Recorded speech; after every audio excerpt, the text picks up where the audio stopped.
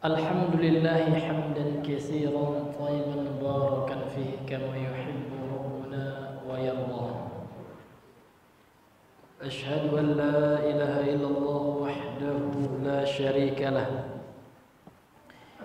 Wa ashhadu anna Muhammadan abduhu wa rasuluh.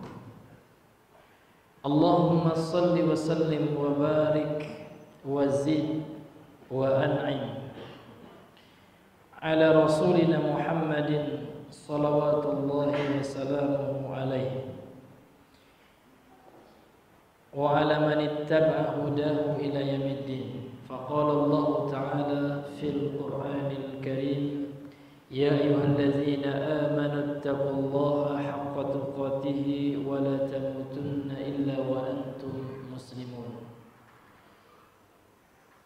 أما بعد فإن أصدق الحديث كتاب الله وخير الهدى هدى محمد صلى الله عليه وسلم وشر الأمور محدثاتها وكل محدثة بدعة وكل بدعة ضلالة وكل ضلالة في النار. نسأل الله السلامة والعافية. Ma'asyiral muslimin wal muslimat rahimani wa rahimakumullah.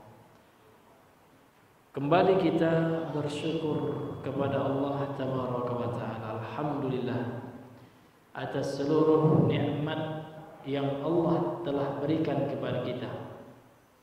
Mulai dari nikmat kesehatan, kesempatan dan seluruh fasilitas keduniaan ini, seluruh perhiasannya yang telah Allah kurniakan kepada kita, termasuk perhiasan dunia yang paling indah adalah al-mar'atu salihah, seorang wanita yang salihah. Karena Rasul mengatakan ad-dunya mata'un wa khairu mata'id dunya al-mar'atu salihah. Dunia ini adalah perhiasan untuk manusia, dan sebaik-baik perhiasan dunia adalah seorang wanita yang saleh. Demikian juga suami yang saleh adalah rezeki nikmat Allah yang besar bagi seorang wanita, seorang istri, Bapak Ibu. Kenapa? Karena seorang wanita yang salehah dan atau istri yang salehah, suami yang saleh, apabila berkumpul maka mereka akan mengamalkan firman Allah, wa ta'awanu 'alal birri wat taqwa. Mereka akan bisa saling tolong menolong, melakukan kebaikan dan ketakwaan. Itulah ciri istri yang salehah, dia akan membantu suaminya melakukan amal saleh. Sebaliknya, suami yang saleh akan membantu istrinya melakukan amal saleh. Namun ingat, sebagian istri-istri kita itu musuh bagi kita, Pak. Nah, ini bukan kata saya, Pak ya. Oh, Pak Ustadz itu provokator. Bukan saya yang bilang, Pak. Coba sekarang buka semuanya kalau ada Al-Quran atau mushafnya. At-Taghabun ayat 14. Apa kata Allah Subhanahu wa taala? Ya ayyuhalladzina amanu inna min azwajikum wa auladikum aduwwun lakum fahdharuhum, kata Allah. Wahai orang-orang yang beriman, inna min azwajikum, sesungguhnya di antara istri-istri kalian, wa auladikum, dan anak-anak kalian, aduwwun lakum, musuh bagi kalian. Fahdharuhum, hati-hati dengan mereka itu. Yang bagaimana yang musuh itu dijelaskan oleh ulama tafsir. Bisa dicek tafsir Ibnu Katsir. Ibnu Katsir mengatakan annahu yultaha anil amali saleh. Kapan anak menjadi musuh bagi kita? Kapan istri menjadi musuh bagi kita?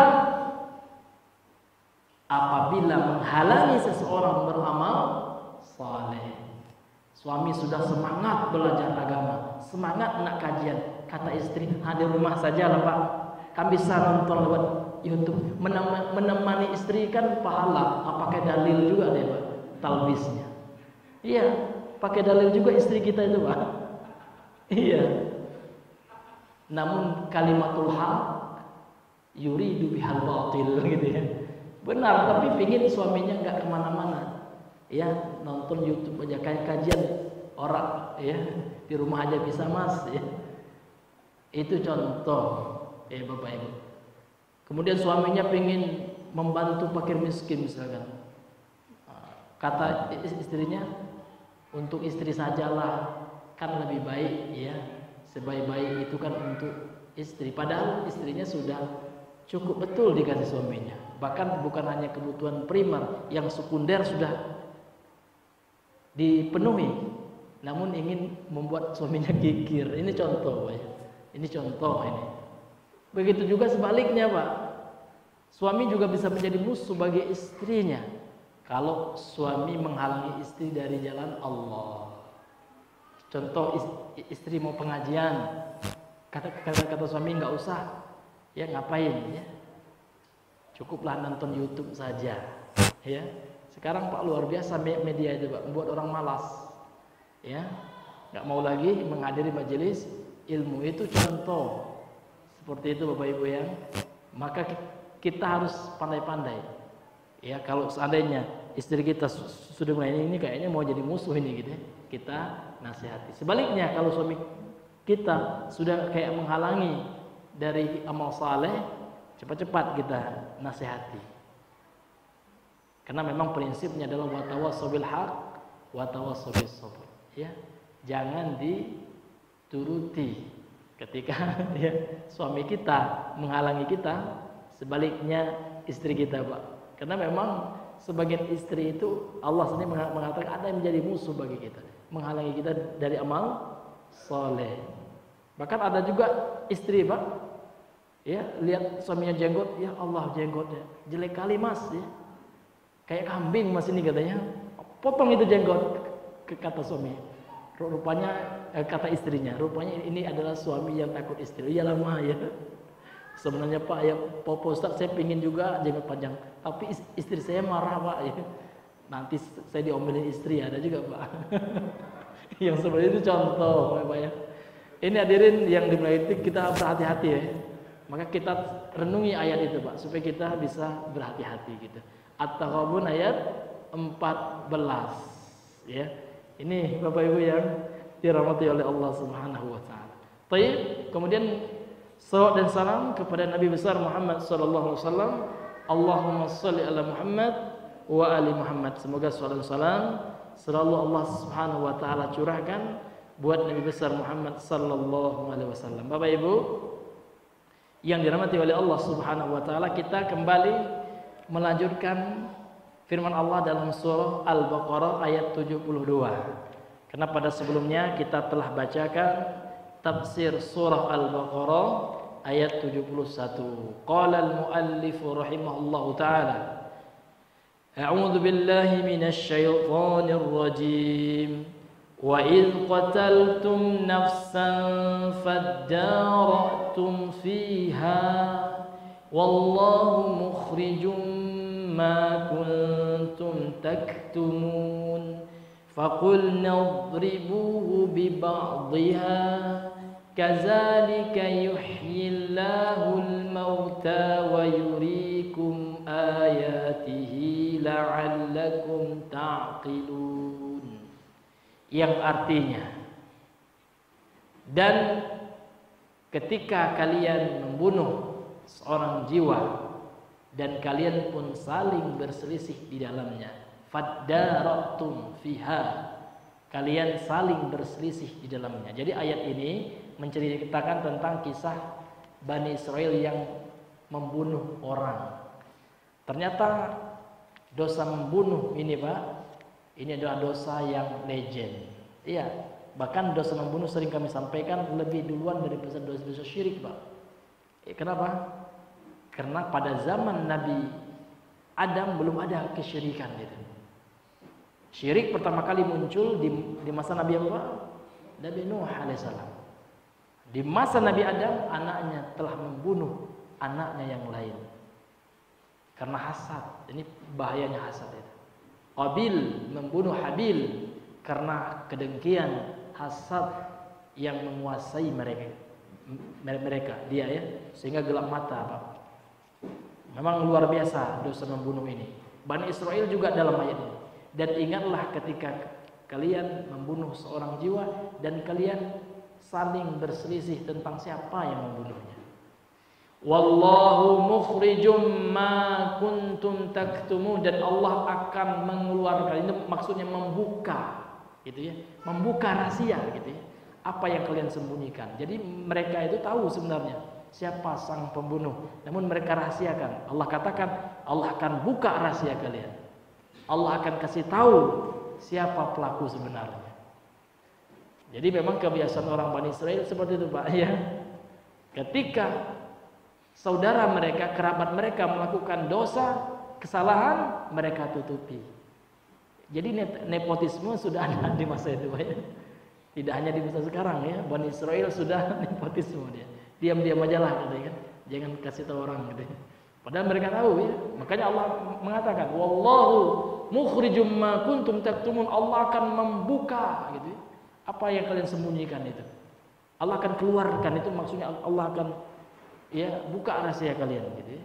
Allah akan tunjukkan ramainya siapa yang pembunuhnya itu. Seperti itu. Kemudian faqul naudribuhu bi ba'dihha, maka kami perintahkan kata Allah, pukullah sebahagian, sepotong dari daging sapi yang telah disembelih itu kepada mayit yang telah mati itu. Kadzalika yuhyillahul mauta, demikianlah Allah memperlihatkan bagaimana Allah menghidupkan mayit, menghidupkan orang mati. Wa yurikum, dan Allah memperlihatkan kepada kalian ayatihi, tanda-tanda kebesaran Allah, ayat-ayat Allah, la'allakum ta'qilun, supaya kalian bisa berpikir, supaya kalian bisa beriman, dan kalian tahu kebenaran Allah Subhanahu wa ta'ala. Ini mukjizat Allah. Jadi di antara mukjizat Allah menghidupkan, Allah nyata-nyata menghidupkan yang mati pada kisah Bani Israel ini, ketika mereka memukulkan sebagian anggota tubuh sapi yang mereka sembelih pada ayat yang sebelumnya, yang disuruh Nabi Musa ya untuk mencari sapi untuk disembelih, gunanya itu adalah untuk dipukulkan ke mayat yang dibunuh oleh salah seorang oknum Bani Israel, dan ketika itu Allah tampakkan mukjizatnya, Allah hidupkan yang mati itu. Ini ada 5 ayat dalam Al-Quran Allah menampakkan kebesarannya dengan menghidupkan sesuatu yang telah mati. Nanti kita baca dalam penjelasan tafsir Ibnu Katsir ini Bapak Ibu yang dirahmati oleh Allah tabaraka wa taala. Qala al-muallif rahimahullahu taala, berkata penulis yakni al-Imam Ibnu Katsir rahimahullahu taala. Qala al-Bukhari, berkata al-Imam al-Bukhari. Jadi perkataan Imam al-Bukhari terkadang juga dinukilkan oleh Imam Ibnu Katsir ya. Karena beliau tidak hanya ahli hadis Pak ya. Imam Bukhari itu mujtahid. Beliau juga ahli tafsir, ahli fikih. Ini Bapak Ibu yang dirahmati oleh Allah. Qala al-Bukhari, berkata Imam al-Bukhari, yang dimaksud dengan firman Allah faddaratum fiha ikhtalaftum. Ikhtalaftum artinya kalian berselisih gitu ya. Jadi tatkala kalian membunuh seorang jiwa, ikhtalaftum fiha, itu maksudnya kalian berselisih pendapat. Sopo ya, siapa sebenarnya yang telah membunuh itu? Pembunuhnya itu siapa? Sopo nih orang ya, seperti itu. Wa hakadha qala Mujahidun, dan demikian pula yang dikatakan oleh Imam Mujahid. Jadi sama perkataan atau pendapat Imam Al-Bukhari dengan Imam Mujahid sama dalam ayat ini, dalam mentafsirkan ayat ini. Jadi kalau kita terus membaca tafsir Ibnu Katsir ini Pak, kita melihat bagaimana manhaj Imam Ibnu Katsir. Lihat Pak, Imam Ibnu Katsir itu selalu menukilkan perkataan salaf dulu. Imam Bukhari, Mujahid, mereka salaf, tabi'in ya. Ya. Artinya walaupun Imam Ibnu Katsir sudah mencapai derajat mufassir, ahli tafsir, beliau nggak mau juga mendahului orang terdahulu yang lebih berilmu. Demikian adab, Pak ya. Jadi kalau seandainya kita ingin berfatwa, kalau kita tahu ada fatwa ulama yang jauh berilmu daripada kita, jangan kita mendahulukan mereka gitu. Itu adabnya, Pak. Ya. Kalau seandainya Syekh Ibnu Utsaimin sudah berfatwa tentang suatu A, jangan kita ambil fatwa ustaz pula gitu, malu kita, beda level, Pak. Itu contohnya gitu. Atau para sahabat telah berfatwa, jangan dibantah dengan fatwa Syekh bin Baz. Karena sahabat jauh lebih tinggi levelnya kan gitu. Ini maksudnya. Begitu ya metode para ulama salaf. Nah, ini Bapak Ibu yang dirahmati oleh Allah Subhanahu. Apalagi ustaz saya pengajian, saya misalkan, kata Abdul Faruq gitu, ya Allah kata bubung apaan ya. Jangan berdalil dengan saya, Pak ya. Berdalil dengan para sahabat. Saya ini cuma sarana saja. Ya, qadarullah punya ilmu sedikit ya, saling berbagi saja. Namun kedepankan perkataan sahabat. Ada juga sebagai ikhwan kan seperti itu, kata ustaz saya ya, ustaznya siapa Pak gitu ya. Iya, sahabat kita kedepankan, Pak. Kata sahabat ya. Jangan kata ya ustaz-ustaz yang sekarang gitu, Pak ya. Kalau kita tahu perkataan sahabat, tapi kalau nggak tahu memang perkataan ustaz itulah yang tahu, nggak apa-apa juga, Pak ya. Kalau mentok ilmunya sampai di situ, tidak tahu dia perkataan pendapat ulama yang lain yang jauh lebih tinggi level derajatnya, itu mau apa dibuat gitu ya. Memang itulah dia yang tahu, itu tidak apa-apa, Pak, kalau dalam kondisi seperti itu. Tapi dia tahu nih, ini ada fatwa Syekh bin Baz seperti ini.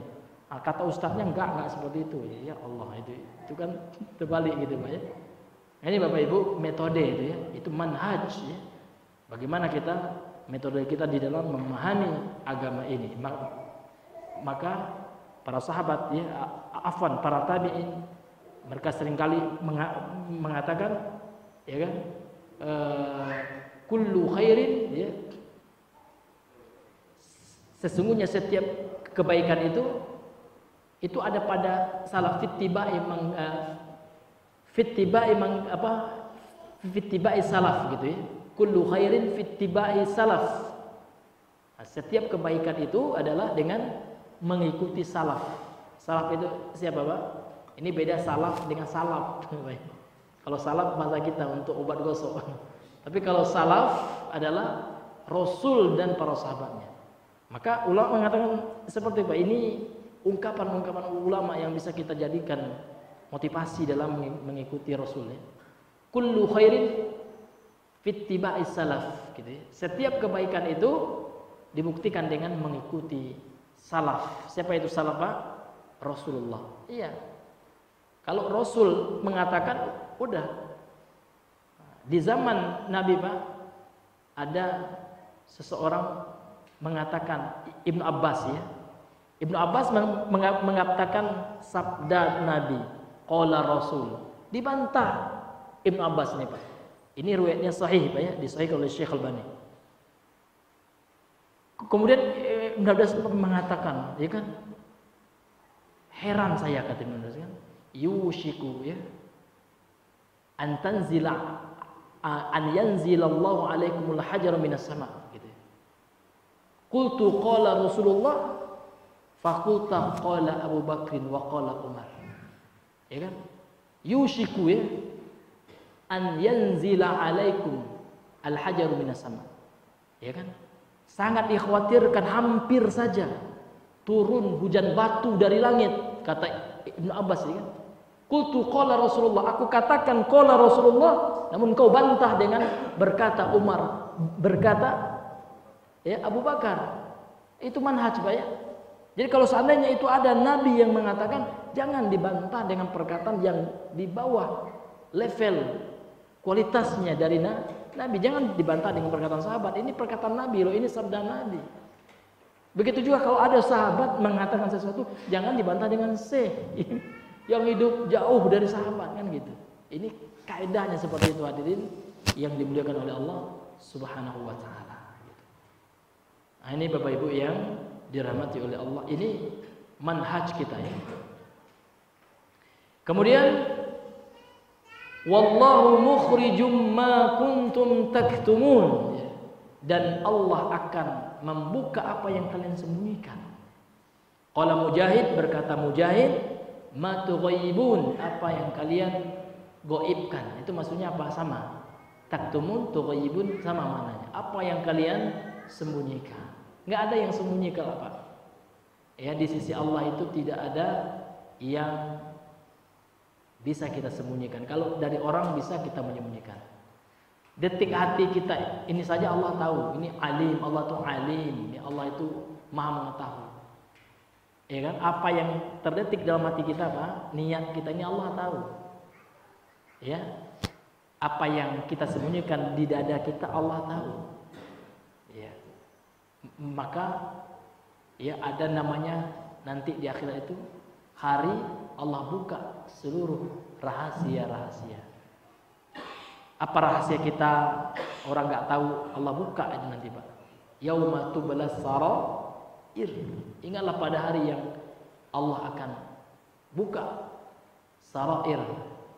Ya, jamak dari sarirah, rahasia-rahasia. Nggak ada yang rahasia lagi di sisi Allah Subhanahu wa taala. Maka hadirin yang dimuliakan oleh Allah, hari ini mungkin orang-orang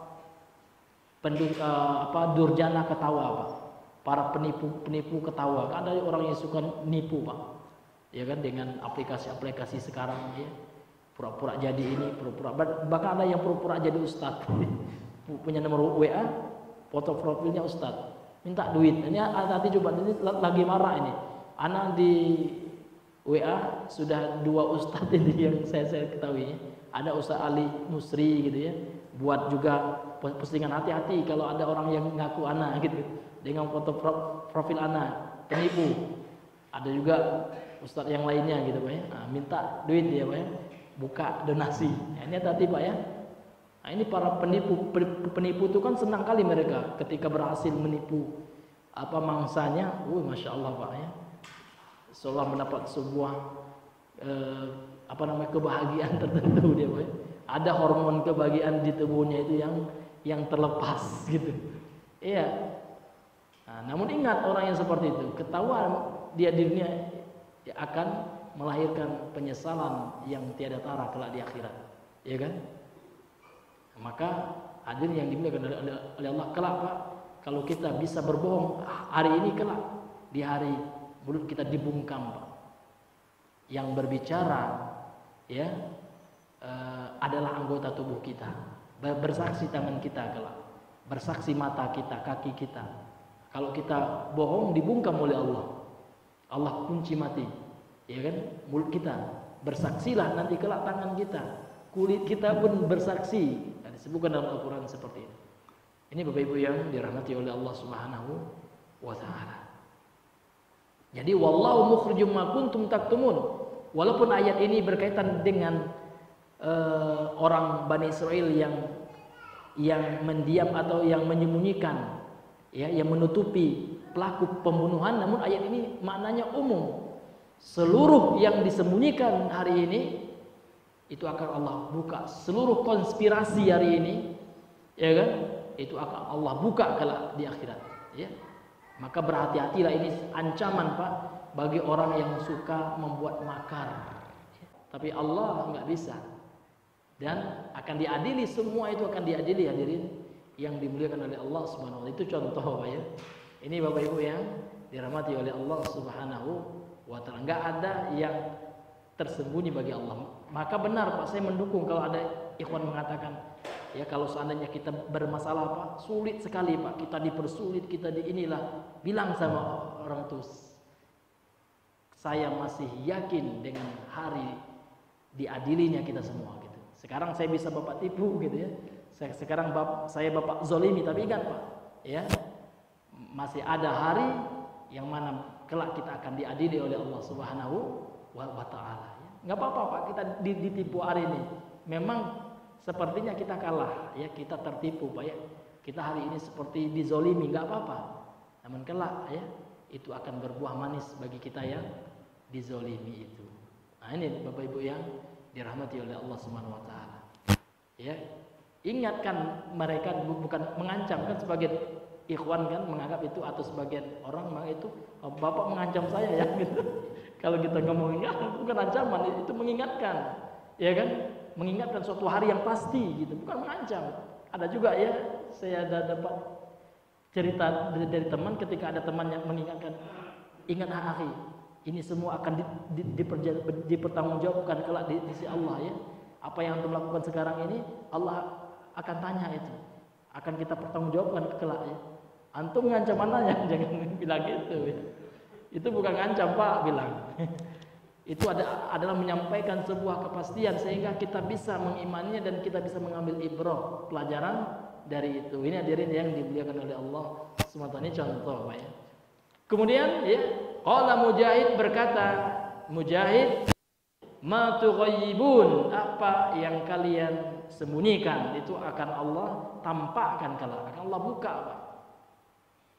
Faqulna idribuhu, maka kami berkata, kata Allah, kami berfirman, idribuhu ya bi ba'dihha, pukulkanlah ya bagian potongan kepada bagian potongan sapi yang telah disembelih itu, bi ba'dihha, pada sebagian tubuh mayit yang mati itu ya.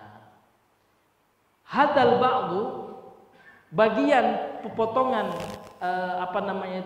dari sapi yang diperintahkan Allah untuk dipukulkan kepada potongan mayat itu, karena adalah min a'dha'i hadhil baqarati, bahagian dari anggota tubuh sapi ini, sapi yang telah disembelih sebelumnya, yang Allah perintahkan Bani Israel untuk mencarinya, untuk menyembelihnya. Fal mu'jizatu hasilatun bihi, ketika dipukulkan potongan anggota tubuh sapi yang telah disembelih itu kepada potongan tubuh mayat yang dibunuh itu, maka terhasilkanlah dengannya mukjizat. Wa kharqul adati bihi kainun, dan kharqul ada itu sesuatu yang memang di luar kebiasaan, sesuatu yang betul-betul luar biasa ya, kainun, terjadi ketika itu. Maka hiduplah seketika mayat yang terbunuh itu, qatil namanya. Qatil maknanya maktul, mayat yang terbunuh itu suatu ketika Allah hidupkan dengan Allah perintahkan memukul ya sebagian potongan daging daripada sapi yang disembelih oleh Bani Israil yang Allah perintahkan sebelumnya pada ayat yang sebelumnya. Wa qad kana mu'inan fi nafsil amri, dan memukulkan daging sapi itu kepada potongan mayat itu, mu'inan itu membantu ya, fi nafsil amr ya, pada urusan itu, untuk mengungkap ya siapa pelakunya. Kemudian Bapak Ibu yang dirahmati oleh Allah Subhanahu wa taala, ada sebagian orang-orang Pak salah kaprah dalam memahami mukjizat. Kan itu kan mukjizat Allah ya. Nah, ada sebagian orang lain pula yang mereka pahami. Saya ambil contoh sebelum saya bahas yang ini Pak ya. Saya ambil contoh di antara mukjizat Nabi Musa adalah dengan izin Allah, Allah perintahkan idrib bi asokal ma ya. Pukullah air itu dengan asoka, dengan tongkatmu wahai Musa, seketika terbelah Pak ya. Ada sebagian orang salah paham, oh, ini sakti nih tongkat Nabi Musa. Ada cari-cari tongkat Nabi Musa. Padahal Allah nggak pernah menunjukkan kesaktian, bukan tongkat itu sebenarnya. Ya kan? Yang mukjizat itu adalah Nabi Musanya sendiri. Tongkat itu cuma sarana saja. Ya. Nah, kan sekarang nih orang-orang yang suka hurufat Pak.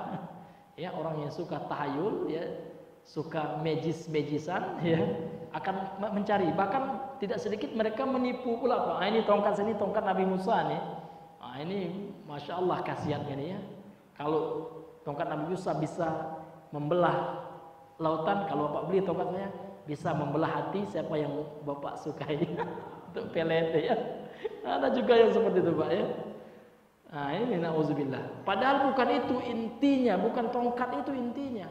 Kalau tongkat itu intinya, pasti akan diceritakan lebih tentang tongkat itu, ya kan? Namun bukan tongkat itu yang menjadi intinya. Yang menjadi intinya adalah Allah menampakkan kekuasaannya gitu. Demikian juga pembahasan kaitannya dengan pembahasan yang akan dijelaskan ini. Falau kana fi ta'yini lana fa'idatun ta'udu alaina fi amri dini wa dunya la bayyanahu Allah taala lana. Yang ya ada sebagian orang yang bertanya atau mempermasalahkan bagian sapi yang mana gitu ya. Yang dipukulkan itu yang mananya gitu. Apakah ekornya, apakah daging dadanya, apakah parunya gitu. Maka di sini beliau luruskan, kalau seandainya menentukan mana bagian sapi yang dipukulkan itu memiliki faedah, ada manfaatnya yang kembali kepada kita, yang bermanfaat bagi kita untuk masalah dunia, untuk masalah agama dan dunia, la bayyanahu Allah taala lana. Pasti ya Allah akan menjelaskannya kepada kita. Walakinnahu abahamahu, akan tetapi Allah memubhamkannya. Mubham itu artinya menyamarkan, enggak dikatakan, enggak Allah sebutkan gitu. Bagian yang mana ya, karena enggak penting, Pak. Yang penting di sini adalah yang kita ambil pelajaran mukjizat yang Allah tampakkan kepada Bani Israel, bahwasanya Allah menghidupkan mayit gitu ya, yang telah mati, menunjukkan kebenaran apa yang disampaikan oleh Nabi Musa dan menunjukkan kebesaran Allah, kebesaran Rabb Nabi Musa, yang Nabi Musa mengajak Bani Israel untuk mengibadahi Allah saja, mengajak Bani Israel untuk mentauhidkan Allah, menjauhi seluruh yang disembah selain Allah SWT. Itu inti, itu substansinya. Kan terkadang ada orang-orang itu, Pak, ya, lain yang difokuskan oleh Allah, lain inti yang disampaikan oleh Allah, yang tangkap lain pula gitu ya. Ya, ini hadirin yang dimuliakan oleh Allah SWT. Walam yaji min tariqin sahihin anil ma'sumi bayanu, dan tidaklah datang dari jalan yang sahih, artinya melalui hadis yang sahih gitu ya, dari al-ma'sum. Al-ma'sum ini Rasulullah, karena Rasulullah itu adalah ma'sum, terpelihara dari dosa. Bayanu, penjelasannya, enggak ada penjelasan tentang bagian yang mana. Kan dalam ayat kan faqul nadribuhu bi ba'dihha, ya, maka kami perintahkan mereka Bani Israel untuk memukulkan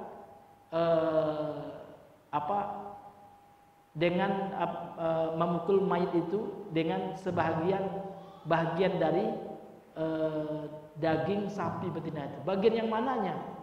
Kan ada orang yang terlalu membahas bagian yang mana ya, gitu kan? Nggak perlu gitu ya. Kalau itu perlu, kata beliau, pasti Allah Subhanahu wa taala akan menjelaskannya, itu maksudnya, Pak.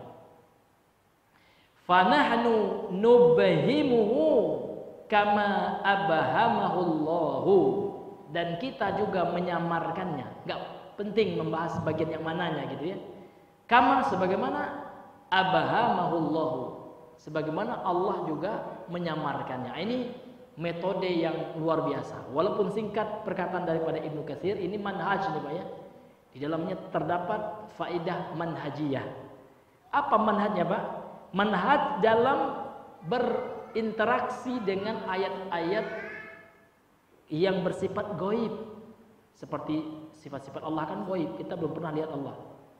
Jadi sifatnya apa? Sifatnya kita hanya menerima apa yang datang daripada Allah, mengimani apa yang datang daripada Allah tanpa mencari-cari takwilnya. Itu udahlah, kalau Allah nggak menjelaskan takwilnya, ya udah kita terima bulat-bulat saja. Seperti itu.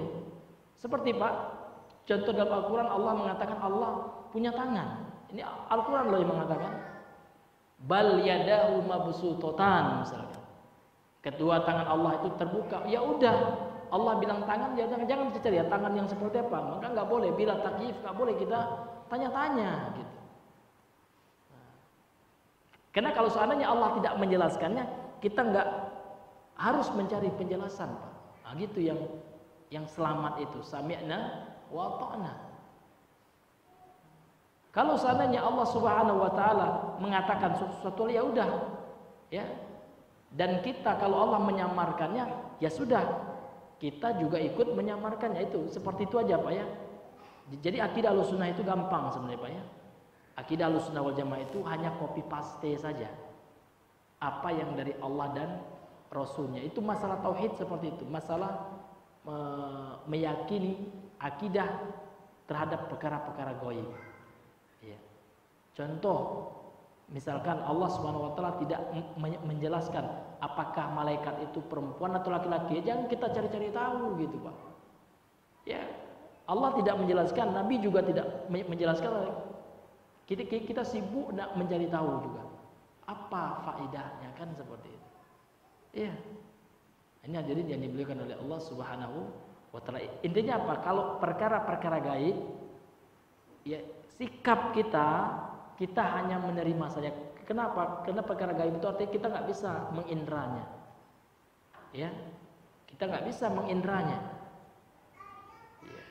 Jadi metodenya adalah kita hanya menerima yang Allah sampaikan dan yang Rasulnya sampaikan saja seperti itu, tanpa kita mendahului Allah. Karena kalau seandainya kita membuat takwilan, kita takwil itu artinya kita beri makna lain gitu ya. Sementara makna itu tidak pernah Allah dan Rasulnya mengatakannya. Dan ini dikhawatirkan nanti jatuh kepada al-qaulu 'ala Allah bila ilmin, ya. Berkata-kata tentang Allah tanpa ilmu. Makanya ya konsep kita hanyalah kalau itu perkara gaib ya konsepnya kita meyakini sesuai zahir ya teks dari Al-Quran dan Sunnah. Kalau ada tafsirnya dari Nabi kita ambil ya, tapi kalau Nabi tidak mentafsirkan, sahabat diam juga, jangan kita seolah-olah lebih paham dari mereka. Ahlul kalam, di mana sesatnya mereka? Karena mereka mendahului para salaf, mendahului Rasul, bahkan mendahului Allah dan Rasulnya. Allah tidak pernah memahami seperti itu, tidak pernah menurunkan pemahaman seperti itu. Nabi juga tidak pernah menjelaskan seperti itu. Para sahabat juga, gitu ya. Kemudian mereka lancang, gitu ya, berbicara tentang perkara gaib, gitu. Apalagi perkara Tuhan, gitu ya, perkara Allah, tentang sifat Allah. Nah, ini hadirin yang dimuliakan oleh Allah. Jadi sikap Ahlussunnah wal Jamaah adalah kita ikut Allah dan Rasulnya, itu aja, Pak. Kalau Allah mengatakan ya kita imani, kalau Rasul menyampaikan kita imani. Kalau Allah sebenarnya diam tidak menjelaskan maknanya, kita juga ikut diam. Kalau Rasul diam tidak menjelaskan maknanya, kita juga ikut diam. Itu contohnya gitu. Tapi kalau Rasul menetapkan maknanya, kita tetapkan. Dan Rasul menolak, ya kan, atau tidak menetapkan bagaimananya, kaifiatnya, kita juga ikut seperti itu. Makanya sekarang Pak, ada orang yang berdebat ya tentang perkara gaib dengan otak, itu kemana itu metodenya? Ya kan, dengan akal-akalan gitu ya. Maka kalau seandainya kita berbicara tentang Allah, maka standarnya harus Al-Quran dan Sunnah. Maka kalau ada orang yang berbicara tentang Allah, maka tanya Allah, menurut Allah dan Rasulnya, kalau berbicara tentang istiwa Allah ya, atau tentang di mana Allah, menurut Allah dan Rasulnya di mana Allah. Jangan menurut Abdul Somad di mana Allah, jangan. Emang siapa dia gitu? Emang dia pernah lihat Allah kan gitu? Kan nggak pernah pokoknya. Tapi kita tanyakan menurut Allah dan Rasulnya di mana Allah? Itu jelas. Karena yang tahu tentang Allah dirinya sendiri, yang tahu tentang Allah tentu utusannya yang dia percaya, yang dia kasih wahyu. Maka jawabannya jelas dalam hadis Sahih Muslim. Ya, Nabi sendiri yang bertanya, menguji seorang wanita, seorang budak wanita yang beriman. Aina Allah, katanya. Di mana Allah?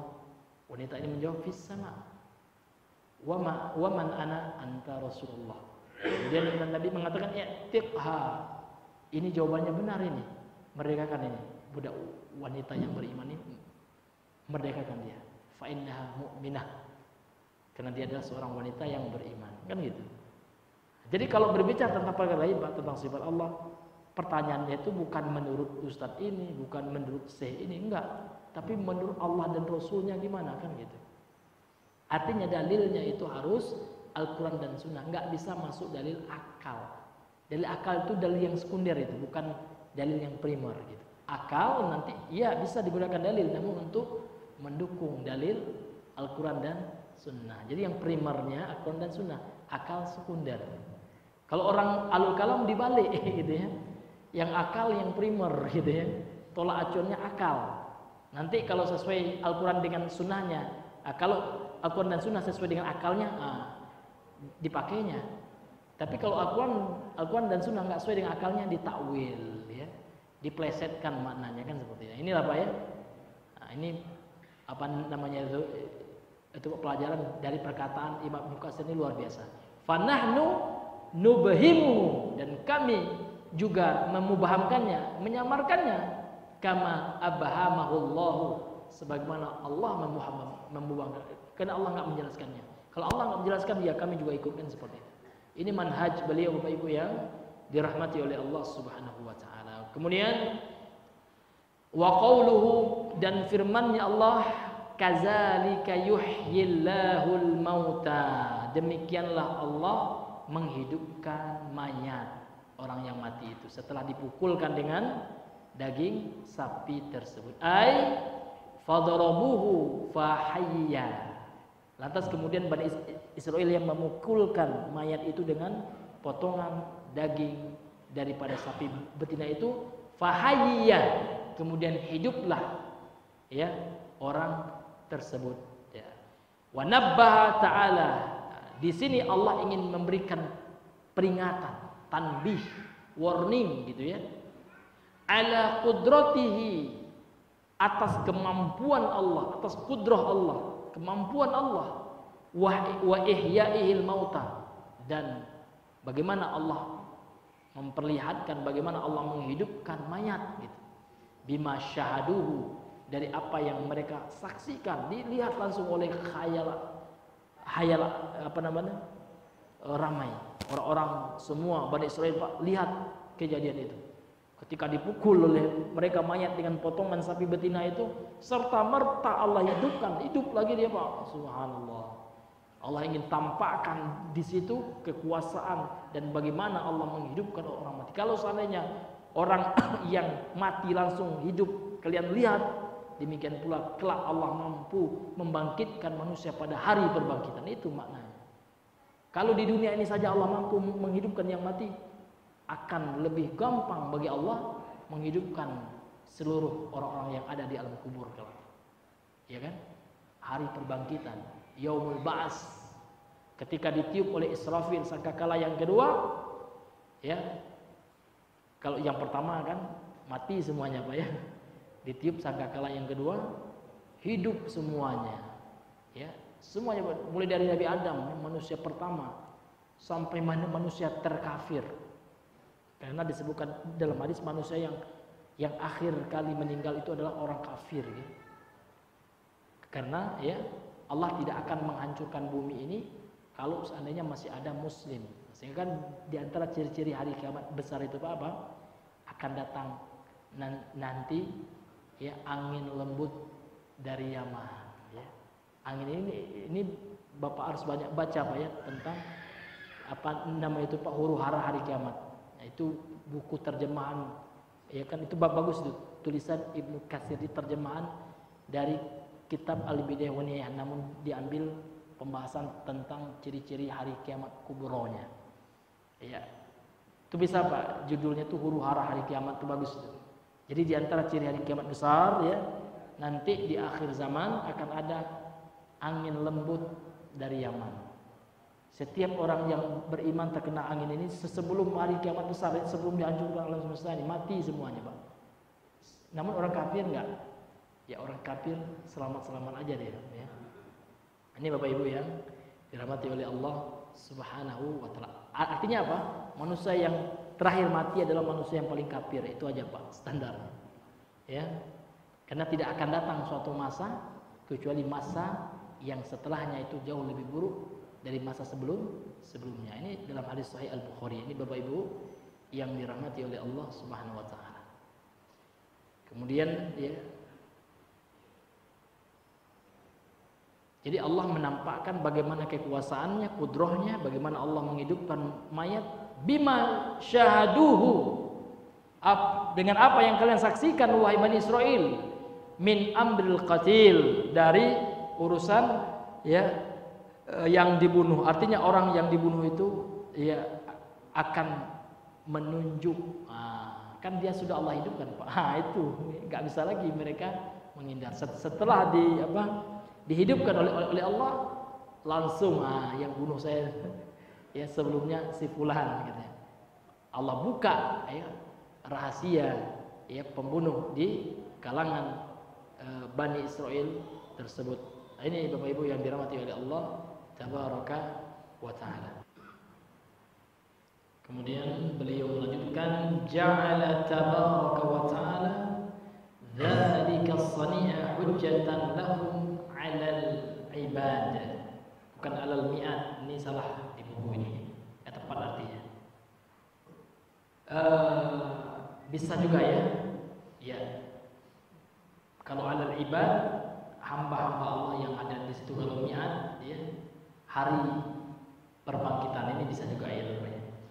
Jadi kata beliau, ketika Allah menampakkan kekuasaannya, ya Allah hidupkan orang yang dibunuh itu, ketika dipukulkan dengan potongan daging sapi itu, ja'ala tabaraka wa ta'ala, Allah tabaraka wa ta'ala menjadikan dzalika sani', perbuatan itu, kejadian itu bisa juga hujjatan, sebagai hujjah lahum, untuk mereka, alal mi'ad, akan adanya hari perbangkitan. Ini bisa juga ya. Kalau alal ibad ya, sebagai hujah atas hamba-hamba yang ada di situ. Itu enggak terlalu jauh juga maknanya, tapi alal mi'ad juga tepat ya. Jadi itu dalil Pak ya, bahwasanya kalau Allah mampu menghidupkan orang yang mati itu dengan mukjizat, dengan kudrah Allah, dengan kekuatan Allah, maka ya Allah juga mampu untuk menghidupkan orang-orang di alam kubur kelak, membangkitkan orang-orang yang di alam kubur gitu. Wa fasilan ma kana bainahum minal khusumati wal inad, dan itu juga menjadi pemutus, pemisah artinya yang memutuskan ya, ma kana bainahum minal khusumati. Khusumat, persengketaan, perselisihan yang terjadi di antara mereka. Kan mereka berselisih, Pak ya. Siapa pelakunya? Akan pelakunya ya diperselisihkan, ya. Tidak diketahui. Ya. Kalau korbannya sudah hidup kembali, gampang saja ya. Langsung dia tunjuk hidungnya, itu yang bunuh saya.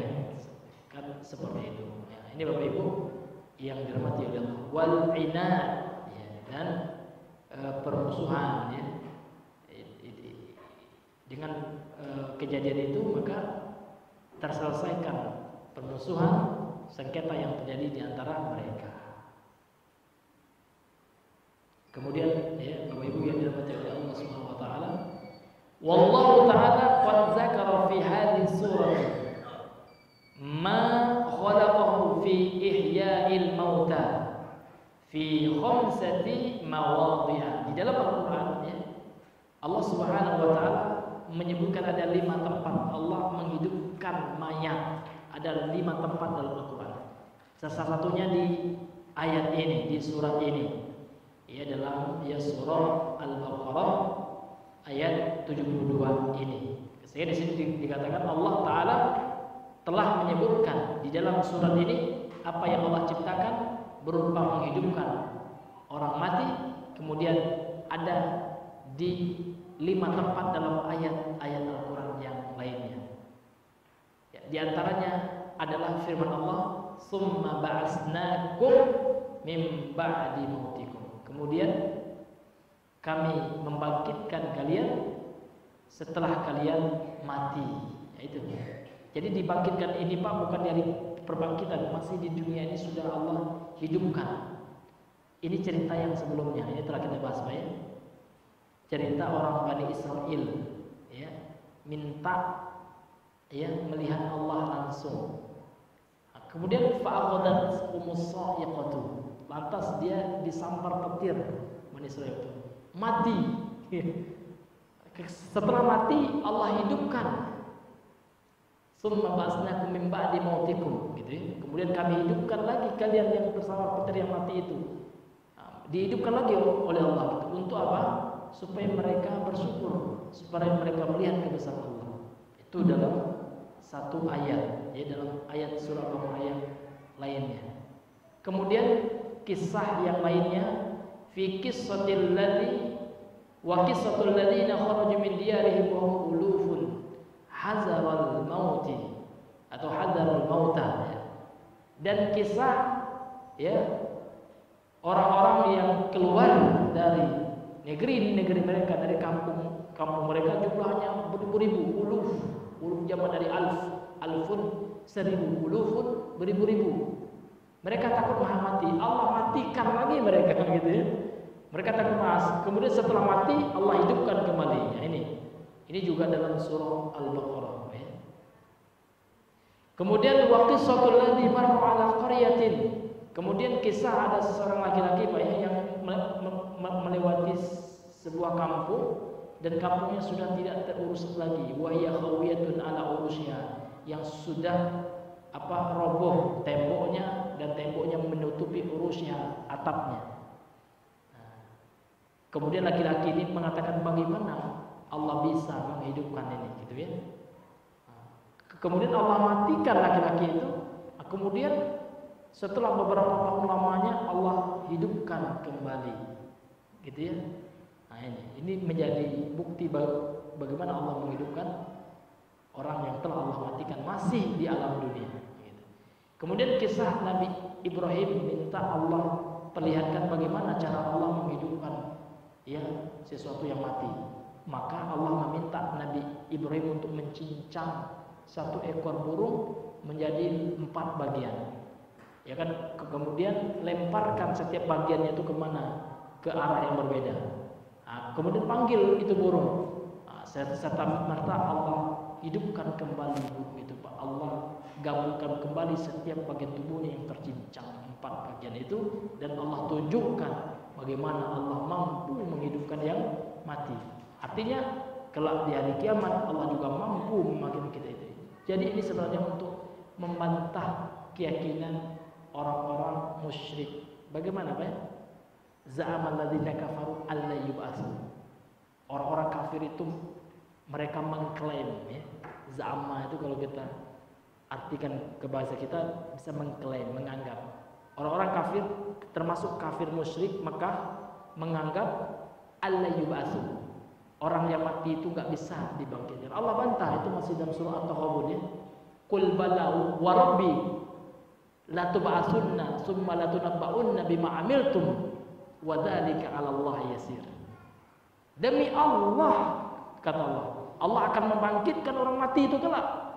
Dan Allah akan mengkabarkan, menginformasikan setiap apa yang mereka lakukan. Bima amiltum, apa yang kalian lakukan itu Allah akan kabarkan kelak. Wa dzalika 'ala Allah yasir. Hal itu bagi Allah gampang, sepele saja bagi Allah. Karena di antara keyakinan orang kafir Quraisy, Pak, mereka enggak percaya ada hari perbangkitan. Itulah keyakinan PKI juga. Orang komunis itu, Pak, Marxisme itu keyakinannya. Ya. Ini hadirin yang dimuliakan oleh Allah Ta'ala. Dan ini keyakinan kufur, pelakunya na'udzubillah. Kalau enggak kembali kepada Islam bisa murtad. Kalau ada yang meyakini enggak ada hari perbangkitan. Hari perbangkitan itu pasti, Pak, pasti adanya. Karena Allah sendiri yang mengatakannya. Wallahu ta'ala alam bisawab. Karena mengingat waktu, Pak, mungkin kita cukupkan dulu sampai di sini pembahasan kita pada malam hari ini. Mudah-mudahan yang sedikit ini bermanfaat, terutama bagi kami yang menyampaikannya dan juga kepada Bapak Ibu sekalian. Subhanakallahumma wa bihamdika, asyhadu an la ilaha illa anta, astaghfiruka wa atubu ilaik. Assalamualaikum warahmatullahi